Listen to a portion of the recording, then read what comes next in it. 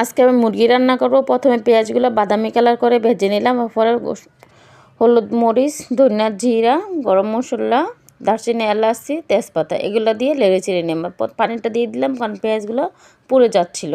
তো পানি দিয়ে নেড়ে চেড়ে তারপরে আদা বাটা দিব, আদা বাটাটা দিয়ে আদা বাটা দিলাম। তারপর রসুন পেঁয়াজ ব্লেন্ডার করেছি এইটা দিব। আসসালামু আলাইকুম, হ্যালো এভরিওয়ান, আপনারা সবাই কেমন আছেন? কে আজকে আমি দেশি মুরগি রান্না করব। দেশি মুরগিটা আমি প্রথমে ভেজে নিয়েছি। আর আমার থেকে মুরগি ভেজে রান্না করলে খেতে অনেক ভালো লাগে, আর আমার ফ্যামিলি মানুষে ভেজে রান্না করলে অনেক একটু পছন্দ করে একটু বেশি।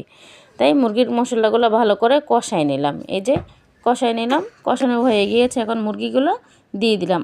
নতুন আলু দিয়েছি, নতুন আলুগুলো ভেজে নিয়েছি। ভালো করে কষানোর পরে আমি এক পাতিল পানি গরম করতে দিয়েছি তরকারির মধ্যে দেওয়ার জন্য। এই যে পানিটা গরম করে দিয়ে দিলাম।